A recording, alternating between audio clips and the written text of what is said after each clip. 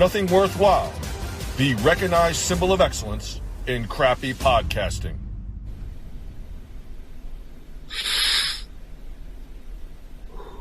Hi, I'm Evan Moody, man. I'm Andy Guthiers, man. What's going on? And you're listening to Nothing Worthwhile. And you're listening to Nothing with Groo and the thing there.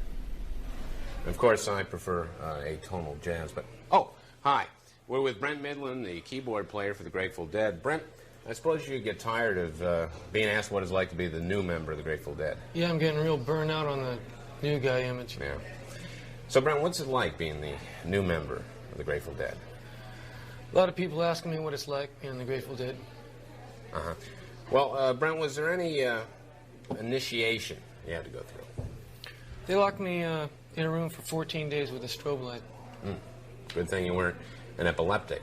Now, has there been any member of the band who's been a particular prick to you? Actually, Weir has. He keeps snapping me with a towel in the locker room. Ouch. Well, who's been the nicest guy? Definitely Phil. Phil, huh? Okay, now, Brent, did you have any problems learning any of the Dead's tunes? No, actually, I picked him up pretty easy. I have had a problem with one tune. Now, what's that? St. Stephen. St. Stephen? That's odd. It doesn't seem like a particularly complex tune. I'm not a musician, but why don't you play it for us? Wouldn't you rather hear Far From Me or Easy to Love You? Well, no, we haven't really heard St. Stephen for a while, so why don't you... That's because I can't play it. Well, why don't you just give it a shot for us, huh? You asked for it. Okay. St. Stephen. Shit. Fuck. Well, how about this note? Won't work. Why don't you just give it a try, Brent? Just give it a try. If you really want me to. Yeah. Try that note. Told you. Okay, this is really great, Tom. This is really terrific. We're going to go out in front of a Grateful Dead audience, and none of the Dead will introduce us. That's just terrific. They're going to eat us up. They're going to be going, who the fuck are these guys, you know? I know. I don't know. I'm thirsty, too. Hey, excuse me. Would you go out and get a couple of cold sixes, because I'm going to go on stage and I'm getting really dry. Oh, I would, but I got to go up there myself pretty soon. I'm the keyboard player. Oh, Brent, I'm sorry. Hey, you know, your songs on latest album are the best. They're a breath of fresh air, let me tell you. Yeah. Something different, finally. Really? Brent, we were wondering if you'd do us kind of a favor if you'd introduce us tonight. Ooh, that's a good idea. Yeah? To the audience? Yeah. Yeah. You know, help us out a lot. Yeah, sure. Okay, thanks. Frank and Dave. No, Brent. It's Franken and Davis, okay? Franken and Davis. Oh, yeah, I got it. All right. Okay. Great. Okay, well, we're going to go on now, so let's go. Yeah. Hey, wait a minute. Brent, okay. Main thing is tell the crowd that we've been friends of the Dead for a long, long time. You know, like a lot longer than you have. Okay. Yeah, Okay. say, like, you know, we were there for the acid test with Ken Keesley and Mary Munsters and, you know, Montana Tejas and stuff like that. All right? Fine. Lay it on thick. Okay. Okay, let's go. This is going to be fun. Oh, this is going to be great. Thanks, Brent. Thanks, Brent. Got it. We need this. Okay, this is a big favor for us, Brent. Thanks a lot. Yeah, I mean, we're going to be going out there in front of all those deadheads, and it's like, Jimmy, Dark Star. We got to do comedy in front of these guys, so, you know. Yeah, I know. Okay, go out there. Now remember, we're friends of the Dead for a long time. Oh, this is great, Tom. This is great. We're going out in front of the Dead audience, and we're going to be introduced by Brent. I mean, he's been with the group for about 5 minutes. This is just great. Come on, let's go. He must be out there.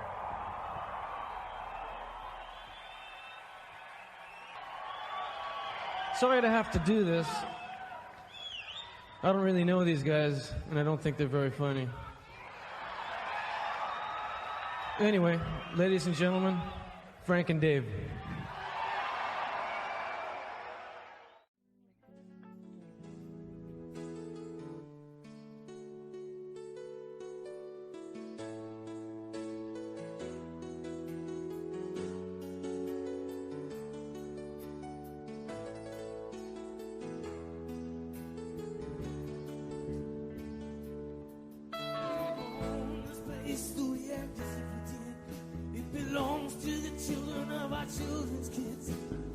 actual owners haven't even been born yet.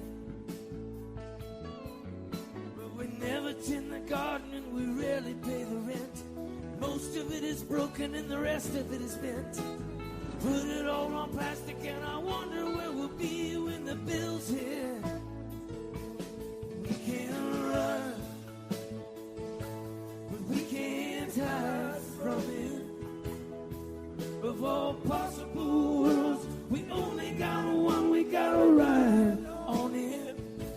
Whatever we've done, we'll never get far from what we leave behind. Baby, we can run, but we can't hide. Well, I'm dumping my trash in your backyard, making certain you don't notice really isn't so hard. You're so busy with your guns and all of your excuses to use them. Well, it's oil for the rich and babies for the poor. We got everyone believing that more is more. When a reckoning comes, maybe we'll know what to do there. We can't run, but we can't hide from it. Of all possible worlds, we only got one, we gotta ride on it. Whatever we've done, we'll never get far from what we leave behind. Baby, we can run, but we can't hide. Oh no, we can't hide. All these complications seem to leave no choice. I heard the tongues of billions speak with just one voice, saying just leave all the rest to me. I need it worse than you see. And then I heard the sound of one child crying.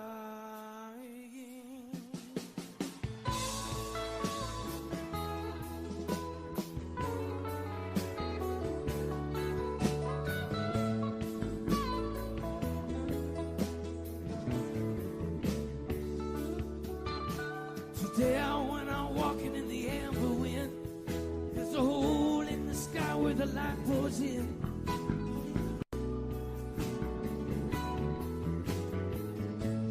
Where is it now?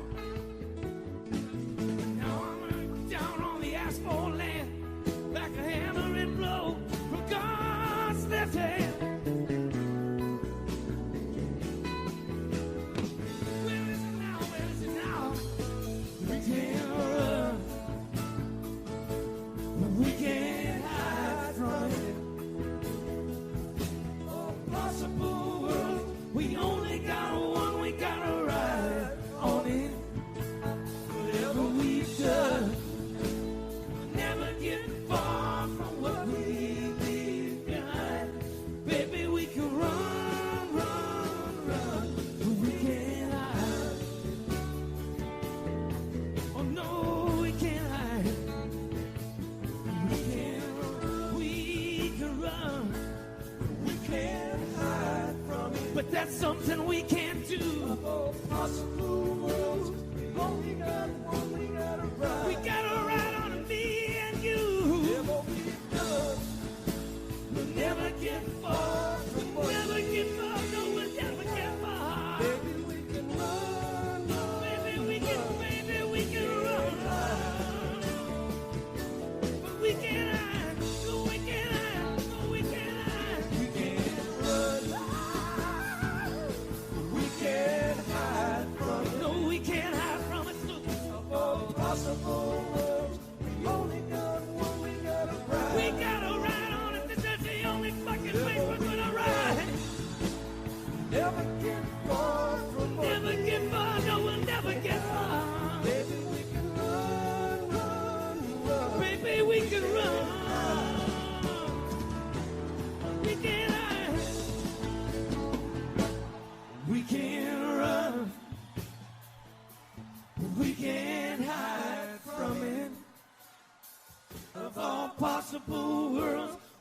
we gotta ride on it. Whatever we've done, we'll never get far from what we leave behind. Baby, we can run, but we can't hide. Oh no, we can't hide.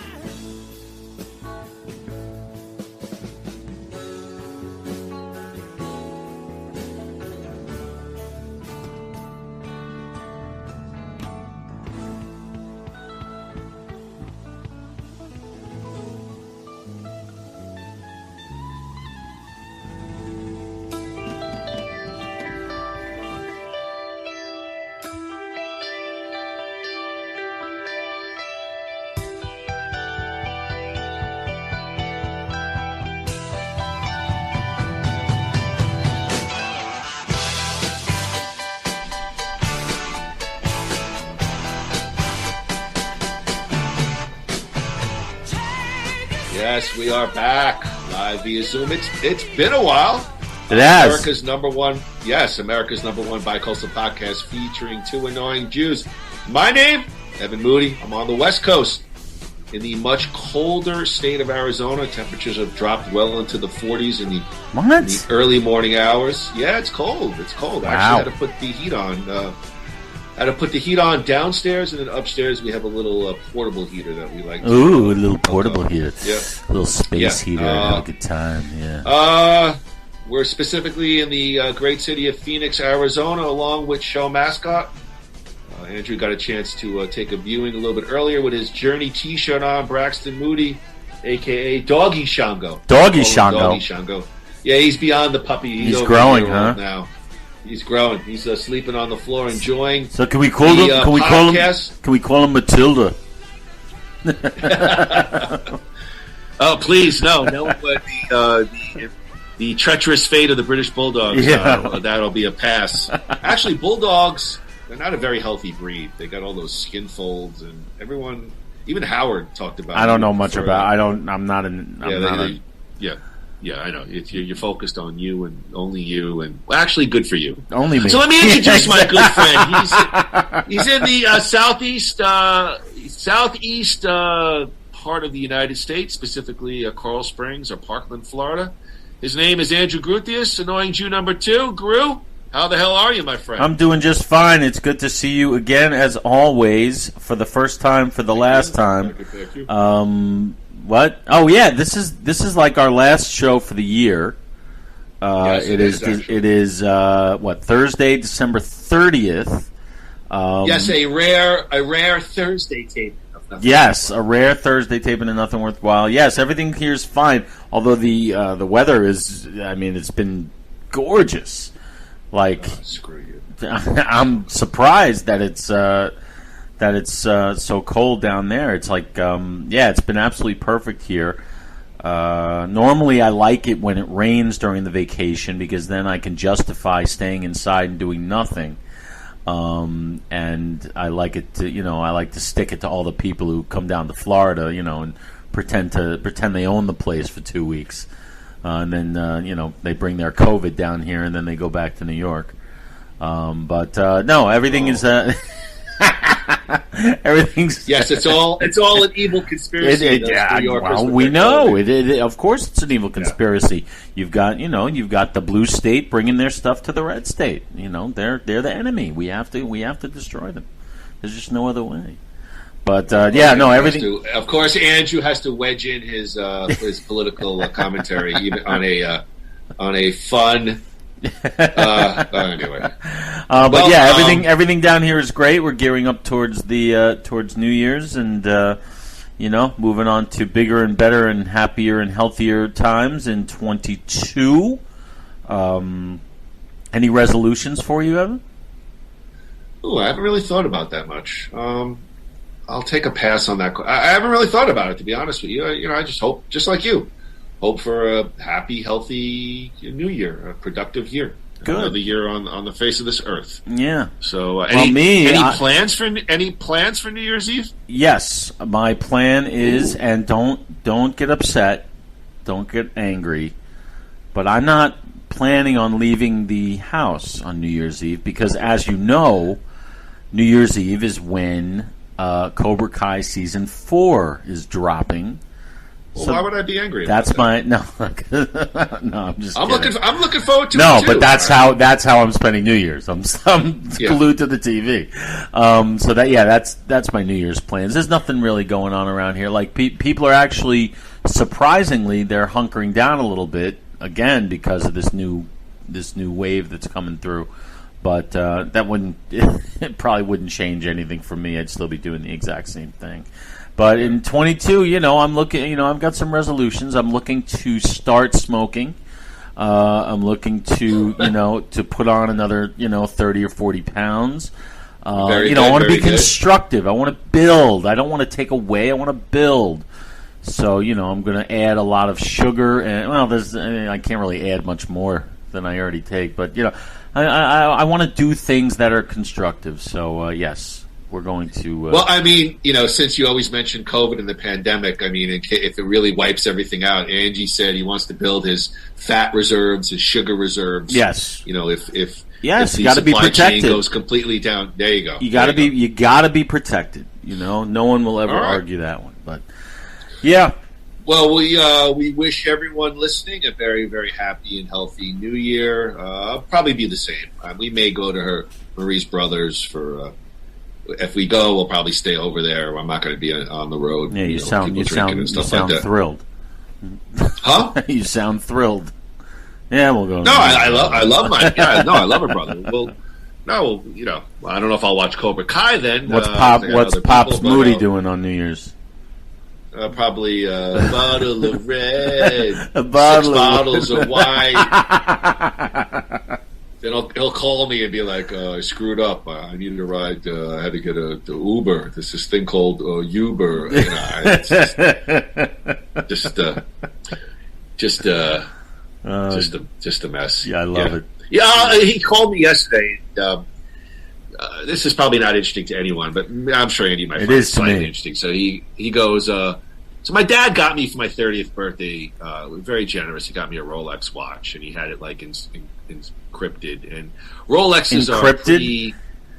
I'm sorry, engraved. He had it engraved. He had like my name encrypted. There's like secret nuclear codes in there or something? All right. I'm putting me on the spot. I'm vamping for it. So he put like my name and maybe like my date of birth on the back of the watch. Very, very beautiful gift. But with like Rolexes, they're pretty complicated. You got to like actually take them in once a year and get them cleaned, and get them like reworked. And I'm lazy, so my dad and I never wear it because I'm not a big jewelry guy. Like I like a watch. That's about it. I don't wear bracelets. I remember your earring phase. Okay, yeah, but I was half gay then. I've completely fallen out of that. I've completely fallen out of that era. But anyway, well, you get a job, you become a teacher, you're professional. It's in that whole era, that kind of phased out anyway, for me anyway. So my dad, I said, Dad, look, take the watch. He wears it, he has it, and then he's like, I was on a website yesterday looking at Rolexes, and I looked at our model. Do you know how much money that Rolex is worth? And I'm like, no. And he's like, I saw an estimate for $13,000. I was like, yes! I was like, celebrate good times, come on! I'm like, Groo, get over here. We're going to the highlighter quickly. Yeah, but then when they see Evan Moody, it goes down to 75 cents. Exactly. It's like, yes, I want to get this autograph from like Babe Ruth or something. And the only problem is it says like to Harold. Right. There you go. So everybody's good. I had dinner. We met my brother out for went to the Cheesecake Factory and had a nice little dinner. Marie and I. We saw Andrew. He's in good spirits. He's starting a new job.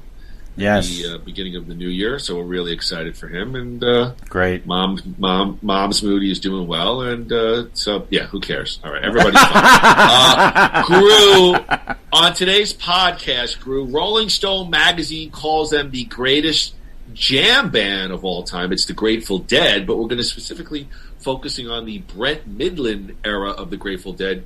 It's Mydland and the Dead. But before we get to that, Andrew, we're gonna test run our newest game. We're gonna test run something called Stump the Grooey. Are you ready, Andrew? You're gonna test me? Yeah, I gotta get to my stopwatch here. Is this like Stump the Buoy? This is we are riffing off of No. I'm just saying, just so I know what to do, because this is a test run. This is a test run, so I got to make a jingle if it works. Well, yes, these are questions that any member of the Nothing Worthwhile universe could answer. These are trivia questions on music, movies, television, pro wrestling trivia, and Howard Stern. All 80s on. Okay. You want to give it a shot? I do. So what? Right. So you. I will. Go ahead. I'll read you the question. You give me the answer, or you could say pass, and I'll go to the next question, and then I'll go back, and we'll see how long it takes you. We'll just try this for fun. Right. So like basically the idea is if I was playing against somebody, they wouldn't hear my answers, and that's correct. And whoever gets more in less time is the winner. That would be correct. Okay. All right. Let's. All right. You want to give this a shot? Yes. Yes. All right. Wait. Let me play. Let me play something. There we go. Okay. All right. It's our newest game. Yeah. Stump the Grooey. All right. Yeah. All right. Here we go.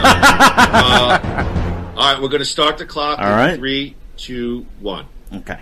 Name the first Billy Joel album to be produced by Phil Ramone. The Stranger.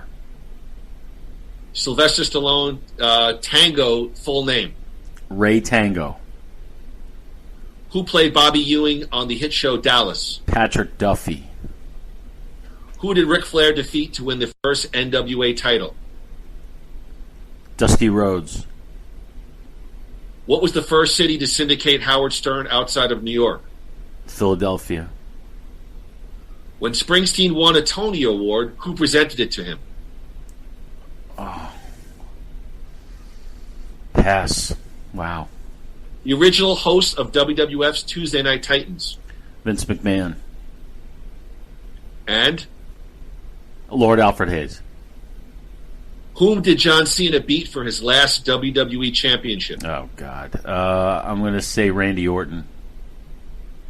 Name the Van Halen album with the most sales all time. It's got to be 1984. What was the name of the film where Robert De Niro played a concerned father trying to keep his son away from a local crime boss? A Bronx Tale. When Springsteen won a Tony Award, who presented it to him? You asked me that. Oh, we're going back to it. I know it's wrong, but I'm going to say Robert De Niro. And do you want to go back to who did John Cena beat for his last WWE championship? You're saying I got it wrong. That's right. I'll just say The Miz. All right, we'll stop there. Okay. All right, let's go through this. I apologize. I should have said those two were wrong. No, it's okay. Name the first Billy. We'll work on this. Name the first Billy Joel album to be produced by Phil Ramone. Andrew said The Stranger. That is correct. Nice. Sylvester Stallone's Tango, full name, Ray or Raymond Tango. That is correct. Who played Bobby Ewing on the hit show Dallas? Andrew said Patrick Duffy. That is correct. Whom did Ric Flair defeat to win his first NWA title? Andrew was correct. Dusty Rhodes. Nice. That would be September 17th, 1981. That part I wouldn't have gotten. What was the first city or first major city to syndicate Howard Stern outside of New York? Philadelphia. Andrew was correct. September 18th, 1996. No. Okay. That can't be Maybe 96. Had to be 86 because I was thinking about DeBella. Yeah, you're right. I think that was wrong. All right, fuck off. Sorry. No, because the funeral for DeBella was way before that. I think way before 96. When Springsteen won a Tony Award, which is the Oscar of theater, who presented it to him on the Tony Awards? It was one Billy Joel. Really? I don't remember that. Yes, I remember De Niro introduced him performing on the Tony Awards. But I couldn't remember that it was Billy Joel who presented him with the award. That's what I got. No. You're right. I'm sure you're right. I'm just saying, De Niro introduced him, Bruce performing one of his songs, but he didn't present him with any award. That's why I said De Niro. Who are the original hosts of the WWF's Tuesday Night Titans? Andrew said Vince McMahon and Lord Alfred Hayes. He was correct. Whom did John Cena beat for his last WWE Championship? Groo originally said Randy Orton, which is a good guess, but actually I have The Rock at WrestleMania 29 in New York was Cena's last WWE Championship. Name the Van Halen album with the most sales. Van Halen 1984 was correct. And the name of the film in which Robert De Niro plays a concerned dad trying to keep his son away from the local crime boss, local mob. Andrew said A Bronx Tale. That was correct. We wrapped it up in, let me just unlock my screen, 1 minute and 39 seconds. So that's 8 out of 10? Was that? You got 8 out of 10. 8 out of 10. Not bad. Yeah, was that enjoyable in any Yes. level? No, but I really enjoy it, and I love answering questions. And I think if we do the thing where we bring somebody on to compete, to do it right. What was that? It sounded I like spilled. No, I knocked my iced coffee over, but nothing spilled. Thank God. All right. Yeah. I like that. I like that. All right. Well, if anyone's listening and wants to challenge Mr. Andrew Gruthius at Stump the Grooey, we'll put a little message out on our Facebook page, and you'll message us, and we'll have you come on sometime in 2022. Bring it, Mike Levy. Bring it, Mike Levy.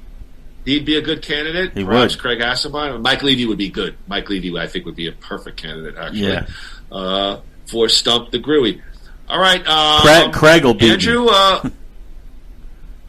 perhaps. Give yourself credit. Those were, I would say those were medium. I didn't want to go too hard. I'm surprised I didn't get the Cena one, but I didn't. I'd forgotten that that match was for the title. I'd forgotten about that. Yeah, and actually, it's been a while. He really, after that second Rock WrestleMania tilt, they kind of I won't say they I mean, he definitely had a couple of runs with the what is it? Not the Intercontinental, the United States Championship. Right. Remember, he had on Raw, the United States Open Challenge. You know what? This is a good segue, real quick, Andrew. Real quick, day one pay-per-view WWE will be Saturday. Actually, yep. We texted quite a bit yesterday. I know that you are looking forward to it. Real quick, let me give quick thoughts. Obviously, the main event for the Universal Championship, Roman Reigns versus Brock Lesnar. You want to put a prediction on wax right now? Tell us what you think. Yes, I think Brock Lesnar's going to win this one, and I think they're pretty much going to go back and forth until WrestleMania, where obviously they're going to have that's going to be the main event again. I'm not that terribly excited about it, only because we've seen it several times. But I think that will be the end of this run. I agree. But I think Brock is going to win. I think Brock is going to win on day one, though. Okay, thank you. Now I will please pause, and I will. I actually agree with you. I think that the time to put the belt on Brock is now. Obviously, you got the whole Paul Heyman angle, and I actually agree with you about WrestleMania. Like, I'm okay with it, but I'm just okay with it. Yeah. We've seen these guys tangle enough. Would I be really excited if they did something up to WrestleMania and perhaps split those guys up into, that would be intriguing, but I'm pretty sure Andrew's right. You'll probably see this go all the way through WrestleMania, and that will close the story. And, look, I can't kill the WWE. We've always wanted longer storylines and more intricate, detailed storytelling. The WWE's always been criticized for not doing that. So here, I won't kill them for this. It's probably where they have to go with it, Andy, because they just don't seem to have they got a lot of big-time wrestling names, but they don't have a lot of stars, and certainly Roman and Brock are stars. So maybe their hands are tied. Can you see them putting a call into Cena to try to drum up some excitement for, even though to wrestling fans, I think they have, I don't know if they have 2 nights worth of solid matches, but I think they're going to have to call in some favors. They've let so many people go. Well, I think that they will. I don't think he'll be part of this storyline, but I think obviously they got 2 nights at Jerry World, 100,000 perhaps max seating. Yeah. Obviously, the writing is on the wall, perhaps for like a Rock. I've even read Stone Cold. I just don't think at 53 or 54 Stone Cold's. I just don't see him coming back. Obviously maybe they'll have Hulk Hogan come back dressed as a cowboy. Please I'm kidding, and get booed again. I wouldn't even want that. I wouldn't even want it. So embarrassing. Big 4-way. Ooh, a big 4-way for the WWE Championship. Big E the champ versus Seth Rollins versus Bobby Lashley versus Kevin Owens.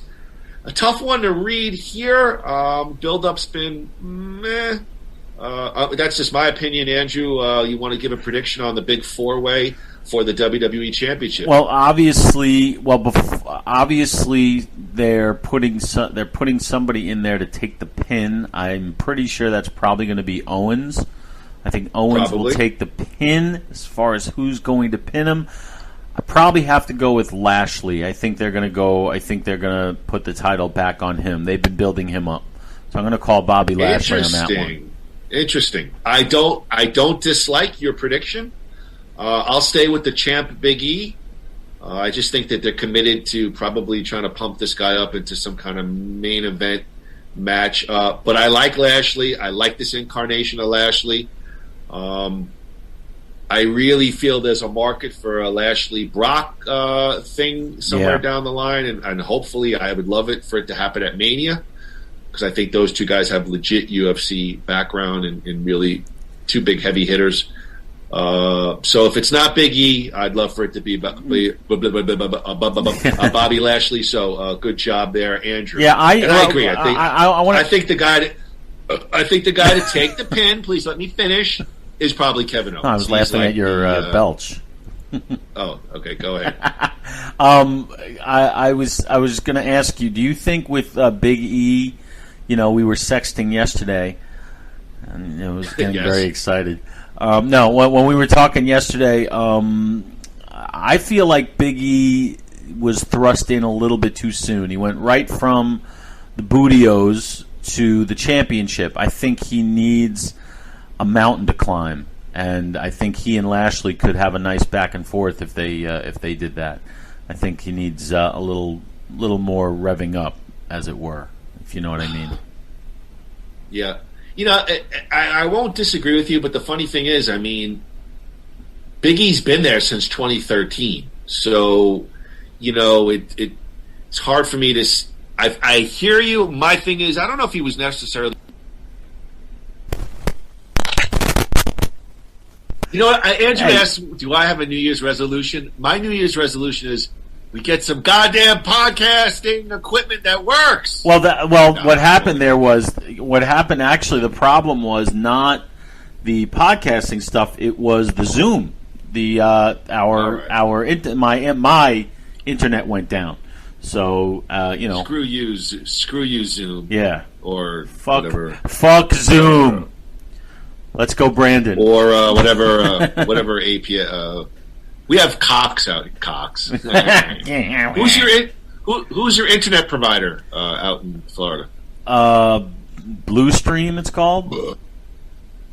Oh Lord. Which is like, I thought that was like an unhealthy. I thought if you have a Bluestream, you gotta go see a doctor. But evidently, I thought if you had I thought Bluestream was if you wanted to get romantic with a lady and had some issues, you chew on a Bluestream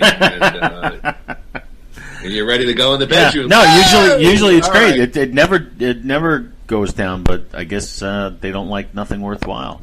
Well, that's their problem. All right, let's go real quick. Becky Lynch versus Liv Morgan for the Raw Women's Championship. Day one. Give us a quick thought. Who gives a shit? Becky Lynch. I see. To tell you the truth, there you go. There's Mr. No. Well, you tell me. I'm not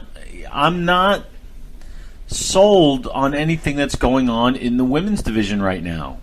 I as I said to you on the text message, I think Becky Lynch has been. I've loved her character since she's returned.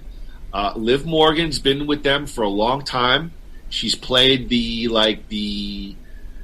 young ingenue getting a crack at the top. I think she's played it well. They had one match that Becky won by like a little bit of a cheating kind of thing. So I think if there's an opportunity to take the belt off of Becky, which I find it hard to believe, this would be the opportunity with Liv. I obviously don't think Liv Morgan's going to be a long-term solution as a champion, but if they wanted to give this young girl a taste and see how she does on the top, I think the time is now. I can't see Becky losing, but if there's an opportunity, I could see Liv Morgan taking the belt at day one, and maybe for a short-term sort of push to see how she does. So I'll go with that. I think Becky Lynch has done really good work since she's come back. Played sort of that cocky British, pampered. I liked it, Spice Girl, but they didn't really run with it because the crowd wasn't responding. They still like her. But in any case, I'm going to agree with your prediction. I'm going to go Liv Tyler. No, Liv who? Liv Morgan. Liv Tyler. That's the girl from. And I don't want to lose her. That's Steven Tyler's daughter, Liv Morgan. I'm going to go with Liv Morgan, and then I'm going to make a bold prediction that Liv Morgan's going to win here, and Becky Lynch wins the Women's Royal Rumble for the shot. Interesting. All right, let's hold. Then let's do one more. We'll do one more for day one. RKO Bro versus the Street Profits for the Raw Tag Team Championships. I think here is where they will start the breakup angle for RK Bro. I wish they wouldn't because I think it's great, but I think what will happen is something like Riddle will somehow cost them the titles, and then Orton will turn. So I'm going to call it doesn't even matter who they're wrestling. Who they're fighting. Come on, Street Profits are good. The Street Profits will win. I'm calling Street Profits to win the titles. Yeah, like I said on the text message, Matt Riddle. I like him. I'm very talented. It's too much. Well, too much with the Stony. But that's the thing. Listen to this. Hear me out. Hold on. Let me finish my point, please. Randy Orton's done actually, I think Orton's done some of his best work because he's kind of moved away from that wooden Viper personality and he's mixed it up a little bit. So Orton has actually won me over a little bit more. Yes. I like Riddle. I just think I don't mind the occasional marijuana reference and he's a goofy. I don't mind it. It's become a caricature. Like every sentence has got to have a little. I'll give you that. If I'm booking this right now, the obvious way to go would be exactly what I said. Riddle does something stupid to cost them the titles. Orton gets pissed. Orton turns on him, heel, and then they have a match either at Fastlane or maybe even WrestleMania. I mean, I think this would be deserving of that. However, if I were booking it, I'd go the opposite way, and I'd have Orton do something stupid. I'd have Riddle I'd have Orton just when Orton's starting to embrace this nonsense. I'd have Riddle turn on him, and Riddle be the heel, and Riddle reveal that this is the real guy. He's a real badass, and he used Orton to get himself into the main event picture. I love that idea. That would be, people wouldn't see it coming. They wouldn't, it would be fresh. It'd be something interesting, and it would put Orton back into like babyface mode, which I think he'd be really good at. And I'd love to see Riddle as a nasty heel. I think it'd be fun. What do you think? Coming.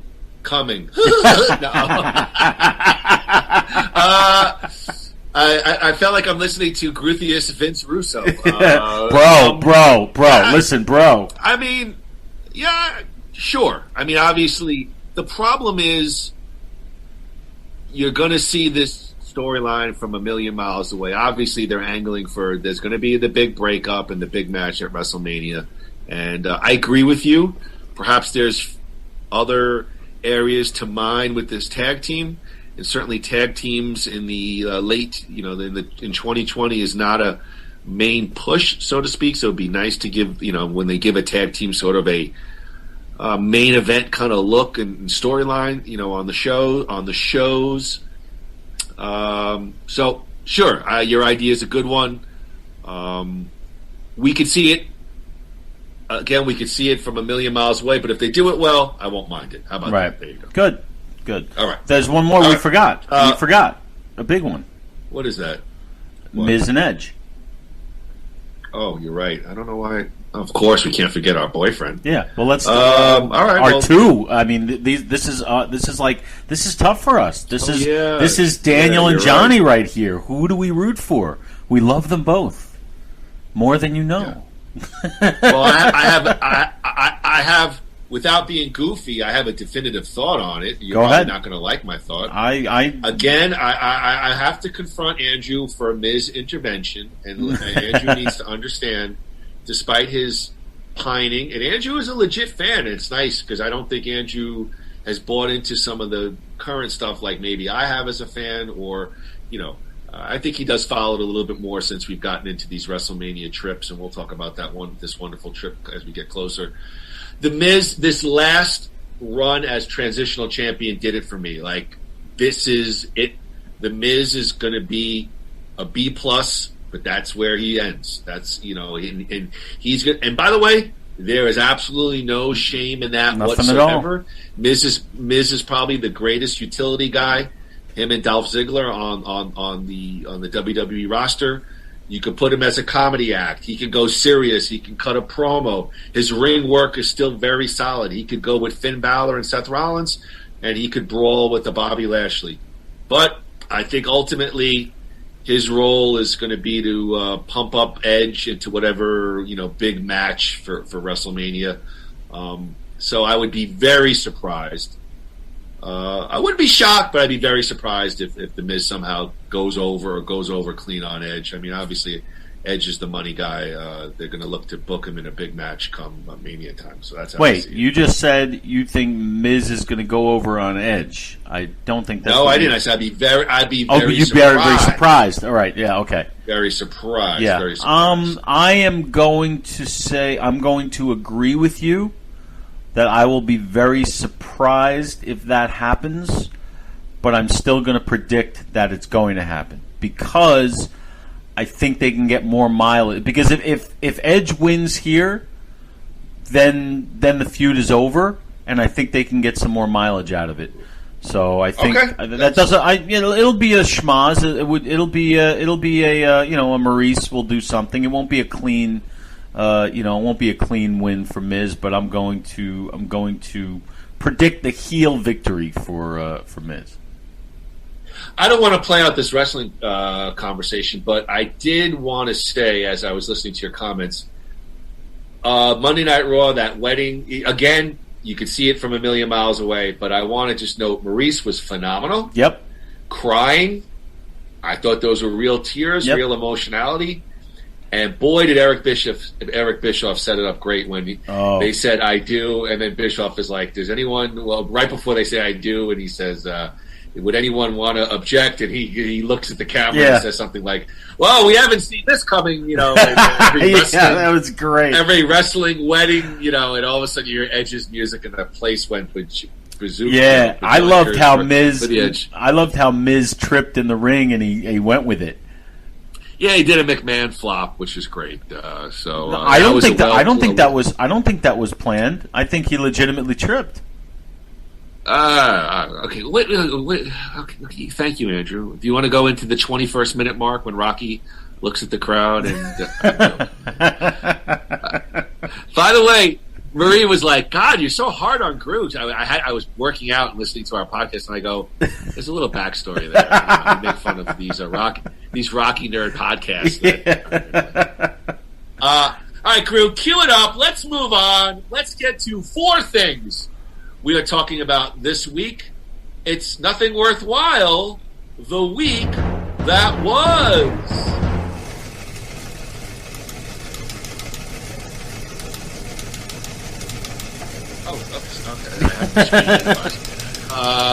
Groo, the week that was is brought to you by NyYou Life Center. No goal is too big.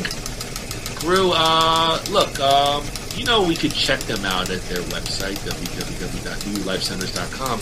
Actually, Andrew, I am on their website right now. And You are? Take a look at... Yeah, let's take a look at this. There's the website. It's one to remember. Give me the cue. And this is the one to grow on segment. Groo would not be... Groo, you familiar with Steve Harvey? Yes. He's the guy, the Family Feud host, right? Comedian? Yeah, so, he hosts the Miss Universe pageant every year. Right. And he's become famous for making miscues. So yeah. This is going back 2 weeks ago because I was sick with the flu. But after announcing Miss South Africa as the second runner-up on last Sunday's 70th Miss Universe competition, Harvey turned his attention to the two remaining contestants representing Paraguay and India, respectively. Congratulations, Portugal, Harvey said before catching himself and correcting his mistake. They wrote Portugal on the damn sign, trying to play me. They're trying to get me again, but I'm not going for it this year, Harvey stated. Congratulations, Paraguay. They had Portugal on the damn sign. I looked dead at it. You all saw it. Don't try to blame me on this one this year. However, that wasn't the only moment of controversy from Harvey, as viewers took exception to his question for the eventual winner in Miss India, Harnaz Sandhu. You got to take a look at this woman. She is absolutely stunning. While other contestants were asked about their accomplishments, their political views, their this, their that, Sandhu was asked to make an animal impression. I hear you do some pretty good animal impressions. Let me hear your best one, Harvey said, much to Sandhu's surprise. Oh my God, Steve, I was not expecting to do this on the world stage, she replied, before going on to let out some impressive meows. Groo, we're going to roll tape to see Steve Harvey asking an insanely beautiful woman to make animal noises.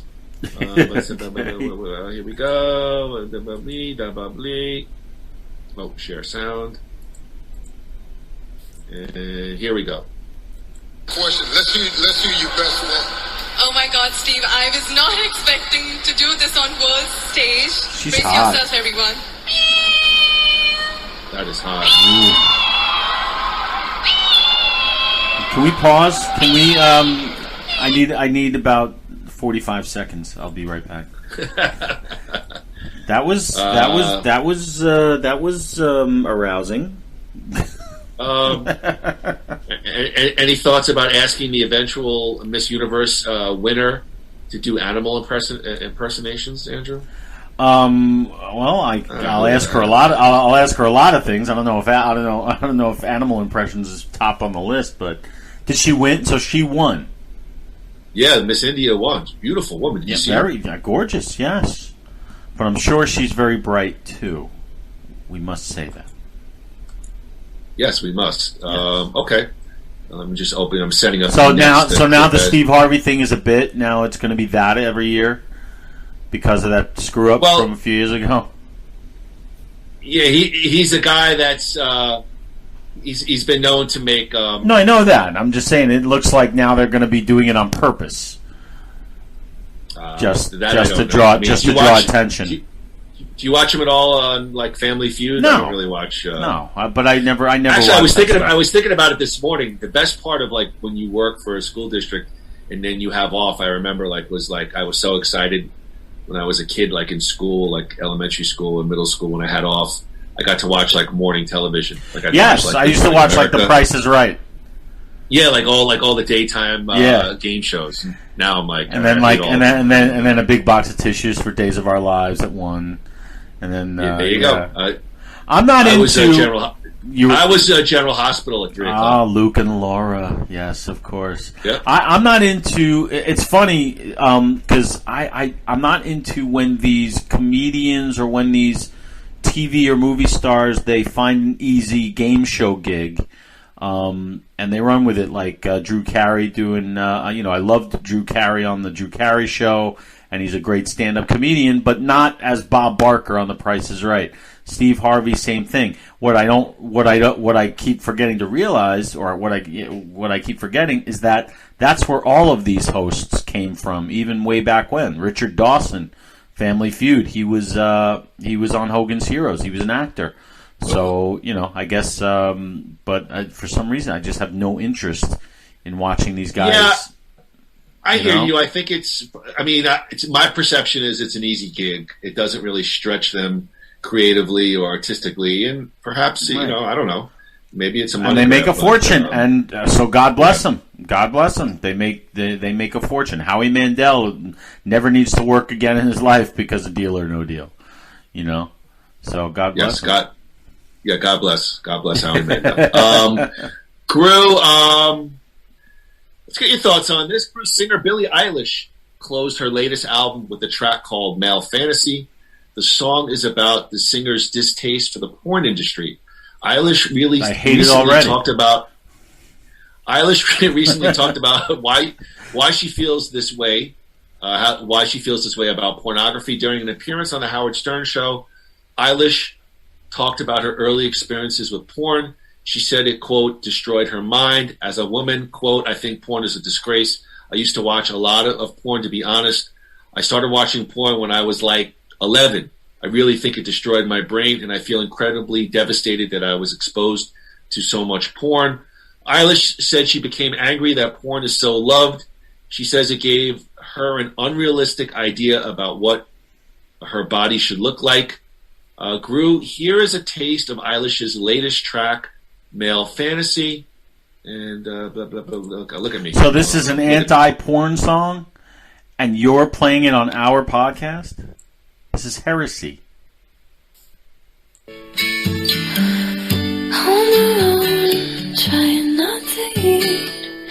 Meanwhile, she sounds like she's mid-orgasm. I hate the way she looks at me. Oh, I hate porn. I can't stand the dialogue. I think this is not a terrible song. I mean, besides the actual Yeah, content. you're one flop album away from having to do porn. What's her name again?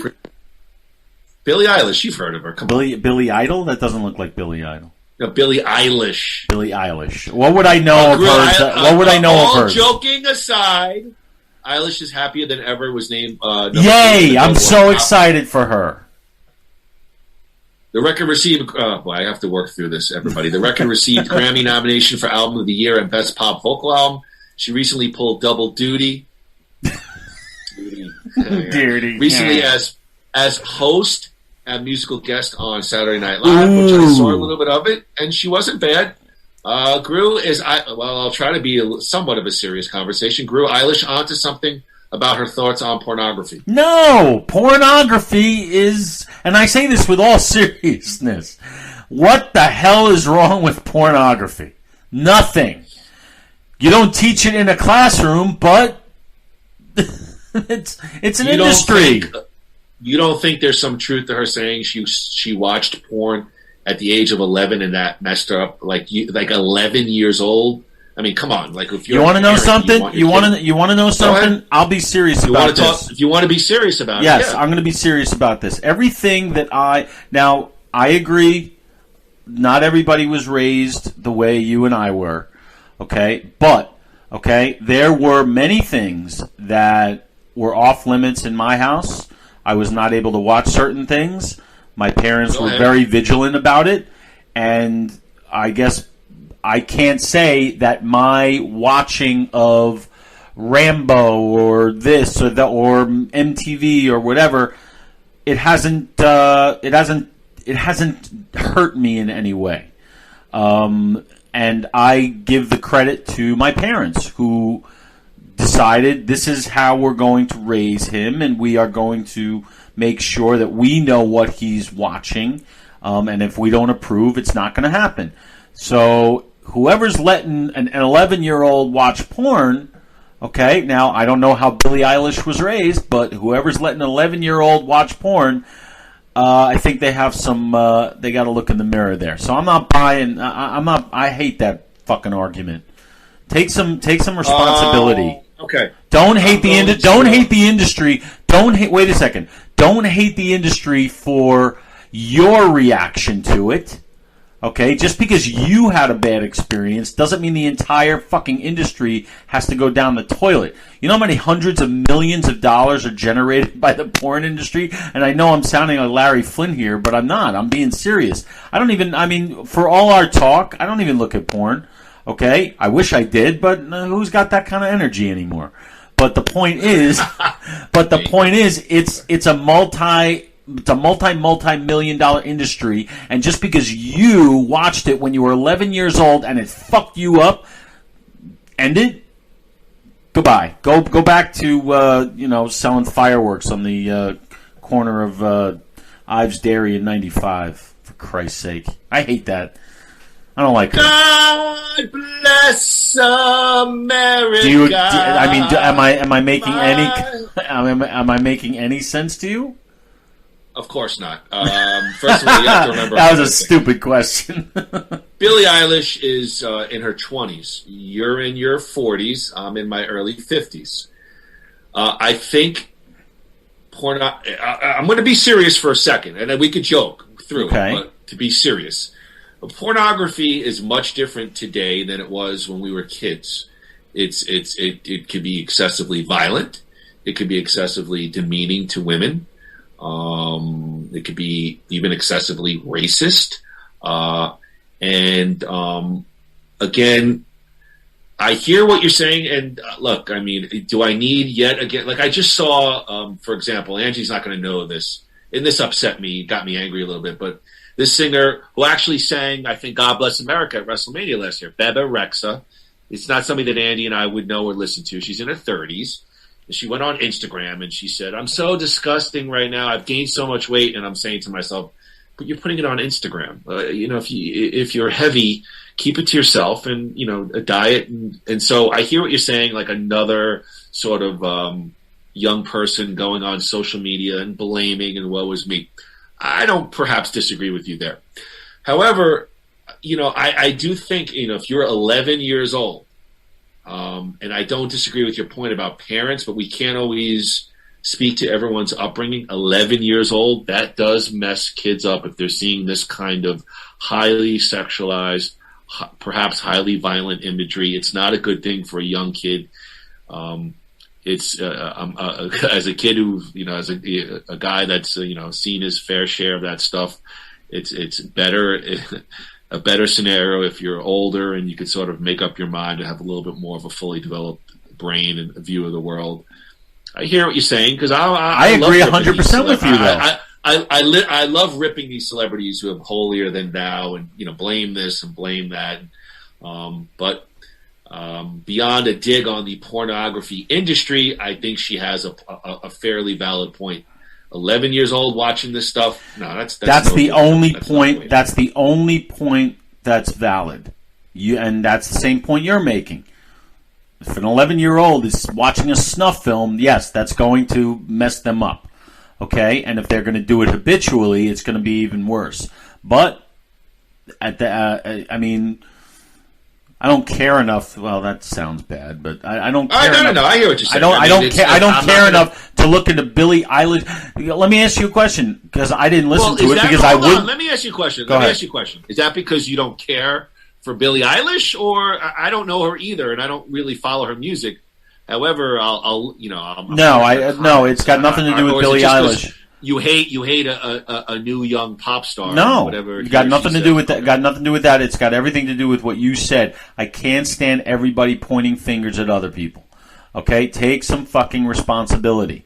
All right. I mean, what I was going to say is I don't care enough to go into Billie Eilish's upbringing and to do a fucking investigation as to why her parents or whoever. I don't disagree with you. But let me ask you a question. Obviously, you listened to it. I didn't. I didn't hear. No, I didn't hear the interview. You didn't? Okay. Because I would love to hear Howard's response because we know Howard loves porn. So I want to hear his response to that. I could tell you probably without even hearing the interview what his response is. What do you think?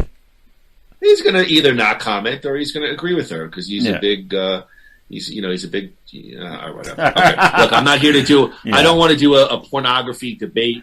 I believe she has legitimate thoughts on it, and In terms of her music, I don't know too much of it. And blah, blah, blah, blah, blah, blah, blah. Although I thought I did laugh at a couple of things she did on SNL. All right, look, the next item is this is another one that's going to probably upset me or upset you. But look, Groo, basically this item is talking about Lady Gaga. She was in this new movie, House of Gucci, which absolutely got ripped to shreds by the critics. I think they're calling it like the biggest bomb of the year. But she was so devoted and did this extreme method acting that she actually had to have a psychiatric nurse on set during the end of the filming. Quote, I sort of felt like I had to. I felt that it was safer for me, the 35-year-old told Variety. That's because I was Patricia, I think, Gucci. I always spoke in my accent, and even if I was speaking about things that weren't related to the movie, I was still living my life like her. I just lived it as I was her. Groo Gaga portrayed the chaotic life of Reggiani, the infamous wife to fashion mogul Maurizio Gucci, who was played by Adam Driver. But the darkness of the life of her character, who apparently ordered her husband's assassination in 1995, also meant that she brought the darkness home with her. Quote, I don't think that any actor should push themselves to that kind of limit, she said in an interview. And I ask myself all the time why I do that. I've done some pretty extreme art pieces throughout my career. That is true. Things I put my body through my mind. It's like a walnut of sadness in my stomach. Groo, despite giving it her all, which also earned her a Golden Globe and a Critics' Choice nomination, the movie has sparked controversy. The Gucci family, has apparently smeared the film in a statement released shortly after its premiere, calling it, quote, an insult to the legacy on which the brand is built today. Like I said, the movie was actually absolutely torched by critics. But I just wanted to ask you, we've talked about this briefly from time to time, this notion of extreme method acting. You know, what's going on here? Well, I didn't see the movie. I heard it sucked, and I have no interest in seeing it. Neither have I wouldn't call myself a Lady Gaga fan because, but I know she's good. Like, she is a talented woman. At the same time, yes, there are certain levels that people go, certain lengths that people go to for these method things, some more than others. I'm guessing she probably got it from, and I'm going to be a little bit of a snob here, I'm guessing she probably got her methodness from working with Bradley Cooper, because Cooper's very heavily into that, because he comes from the Actors Studio, which is, you know, the famous studio in New York City where Al Pacino, Marlon Brando, and De Niro and Harvey Keitel. That's kind of why I know a little bit more about it. And yes, these people do get very heavy on the method, and it works for them. And if it gets them to where they need to be, I don't buy the idea of having a psychiatrist there to make sure you don't go crazy. I think she's probably twisting that around, because they do have these people on set, like dialect coaches or people to help you get in touch with the character. These people do hire their own people for that. So that's what this sounds like. This sounds like someone who is like guiding her, like a specialist who's like guiding her, like forcing her to get in touch with whatever emotions this character is speaking. But it's not like there's a shrink waiting in her trailer when she gets back saying, all right, so what are your thoughts about that? I've never seen that, but I've seen the method stuff, and I get it. It's annoying for everybody else who's working on the movie, but at the end, it's their name that's above the title, and they got to sell the movie, and if it flops, they're the ones who suffer the most. So, you know, I've seen it, and it is what it is. Everybody has their own way of working. Well, hey, this was your story. I was extreme method acting there. Hey, hold on. I have a nurse. Wait, let me. No, I'll do it. So, what are your thoughts about getting in touch with that angry Jew from Oceanside? Yeah, I mean, I can't believe how you just ripped Billie Eilish, but there you're like, oh, Lady Gaga. I mean, Listen. No. Wait. I'm. Hold on. There was one other thing I wanted to say. Psychiatric nurse on. I said, I think she's embellishing. I said that. I think she's embellishing. I don't think that that's what it was. Because I've never seen that. I have seen the other. Well, go ahead, make your point. At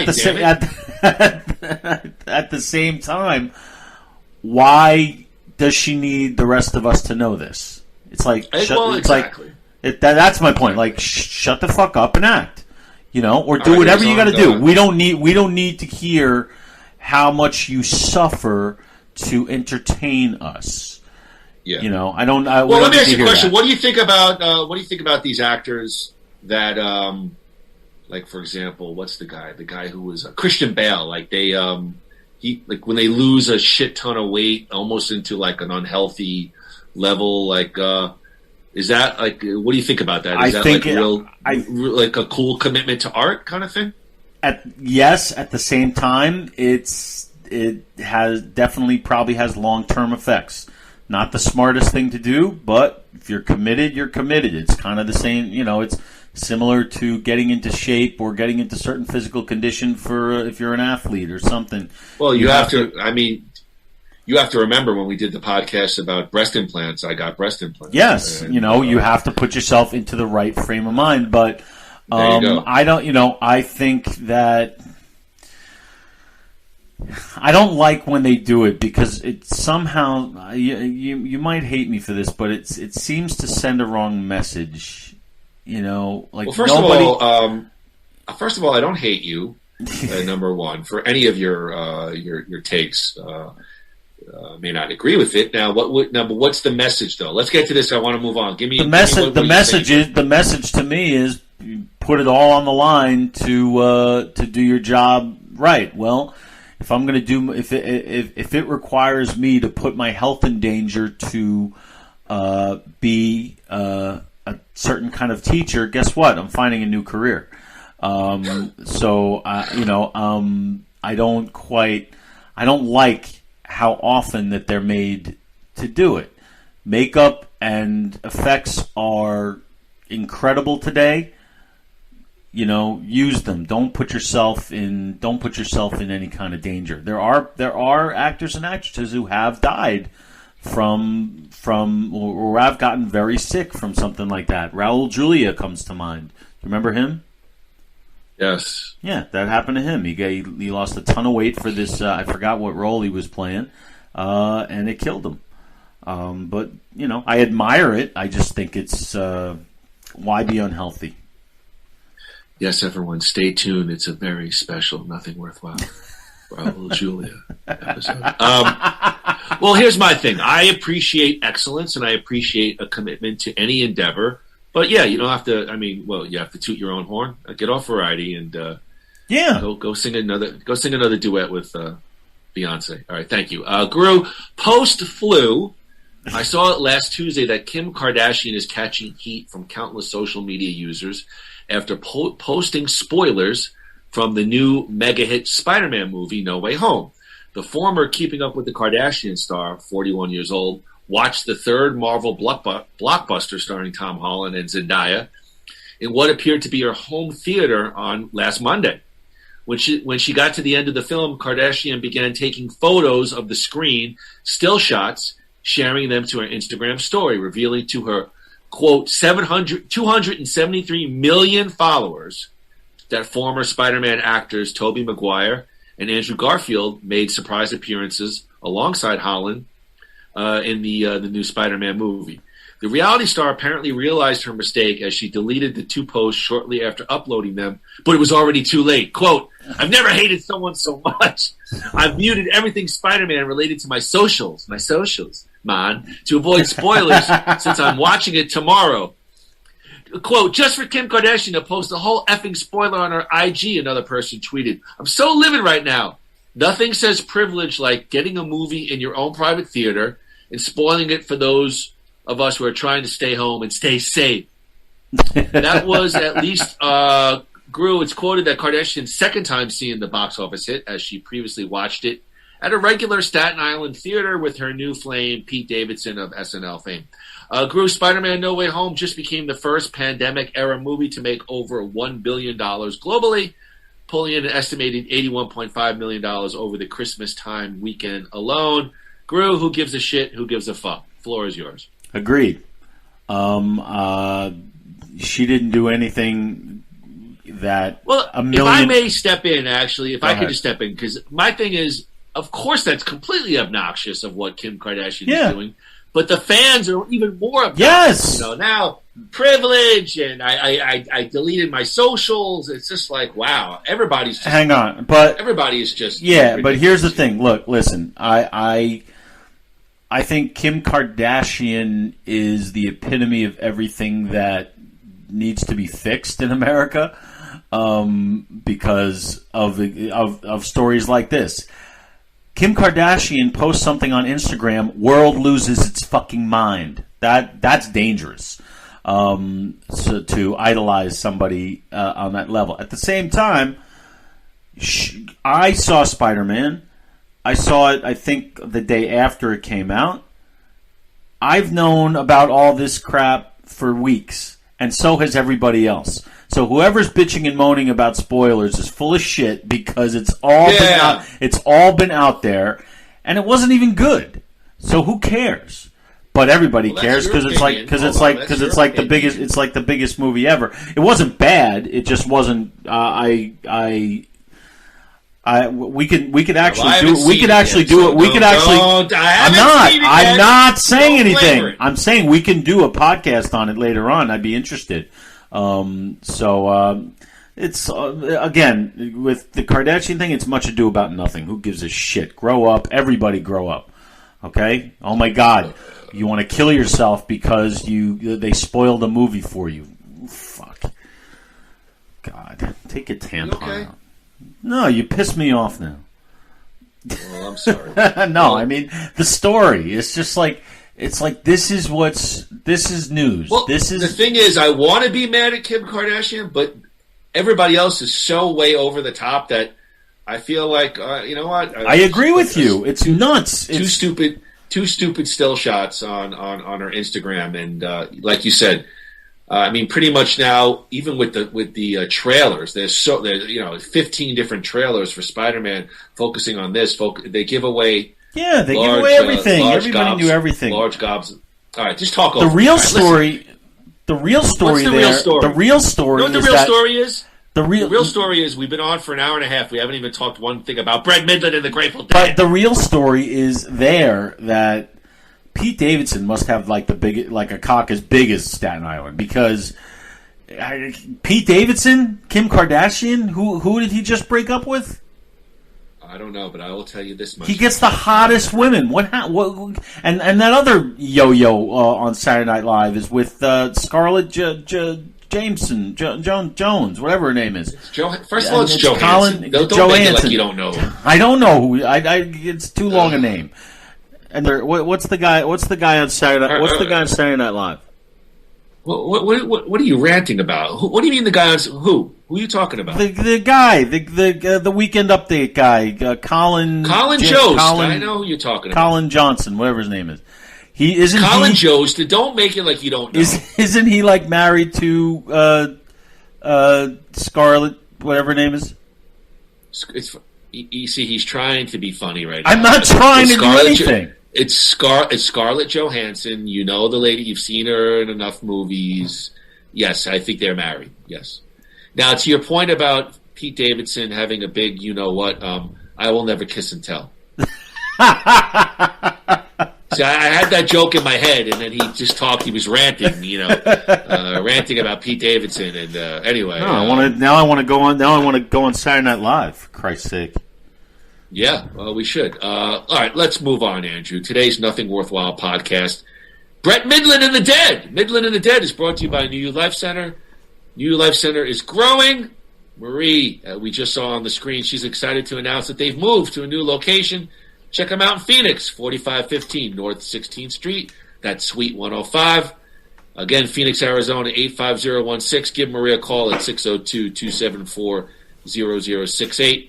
Check out their website. I'm on there. You want to check out Evan Moody on the NyYou Life Center website, www.NyYouLifeCenters.com. Begin a new you, life-changing solutions tailored to your goals.